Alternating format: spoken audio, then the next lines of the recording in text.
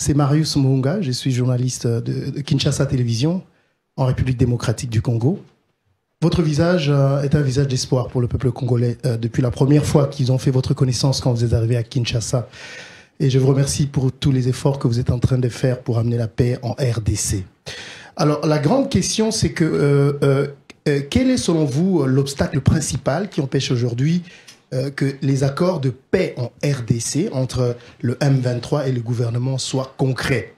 Deuxièmement, qu'est-ce qui vous donne vraiment confiance que cette fois-ci, les négociations qui se passent, cette fois-ci sont les meilleures?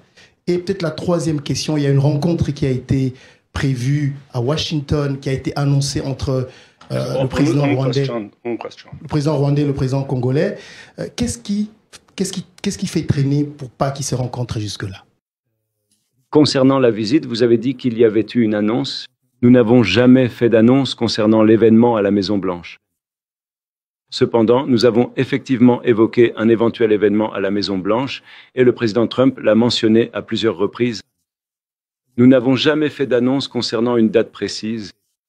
Nous travaillons sur un certain nombre de questions. Comme vous le savez, c'est un conflit complexe qui dure depuis 3 décennies ou plus. Et pour revenir, je pense à votre question, oui, des millions de personnes ont perdu la vie dans ce conflit, probablement 6 ou 7 millions. Je viens de me rappeler que je n'avais pas répondu à cette partie de votre question. Donc oui, c'était je suis d'accord avec le président Tshisekedi sur ce qu'il a dit. Maintenant, s'il l'a qualifié de génocide ou si c'est une expression, c'est une question de technicité sur laquelle je ne suis pas en mesure de me prononcer pour l'instant. Mais des millions de personnes ont perdu la vie, et cela c'est après le génocide. Nous ne parlons pas du génocide rwandais. Donc c'est un processus complexe et nous avons mis en place, le plus important, c'est que nous avons mis en place de nombreux mécanismes entre les deux parties. Et là, je parle de la République démocratique du Congo et du Rwanda, mais aussi entre le mouvement 23 mars et la République démocratique du Congo.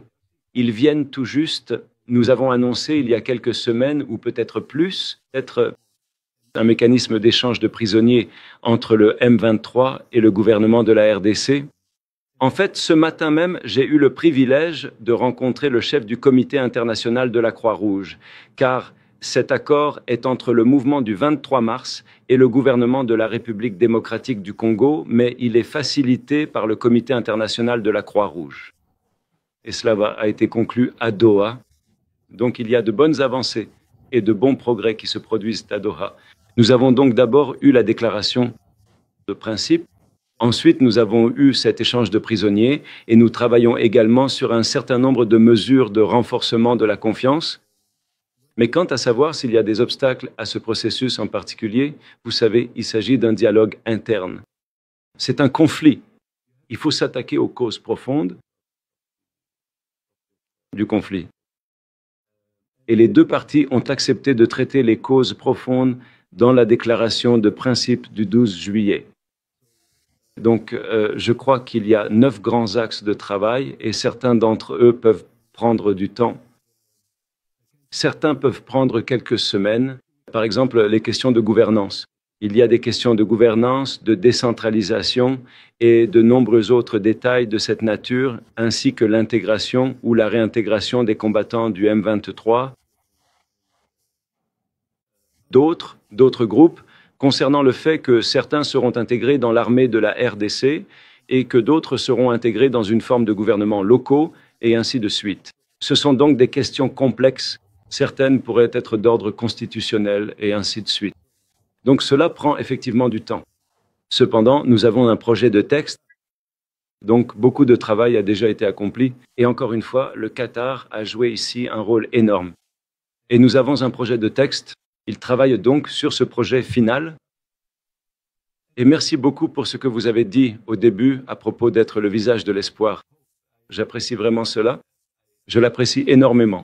Et partout où je rencontre des Congolais, que ce soit ici, en Europe ou ailleurs, ils disent la même chose. J'apprécie vraiment cela. Ils se sont mis d'accord sur le processus de paix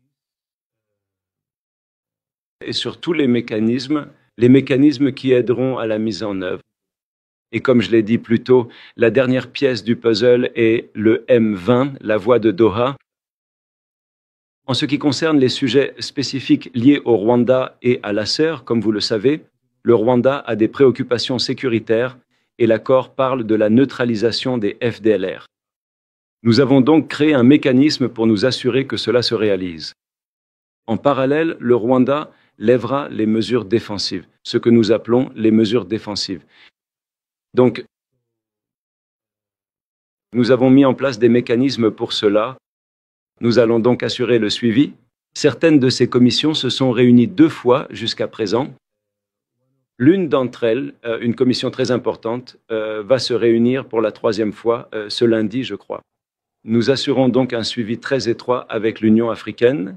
N'oublions pas le rôle que joue l'Union africaine, qui est extrêmement important, et d'autres forums régionaux également, tels que la CAE ou la SADC.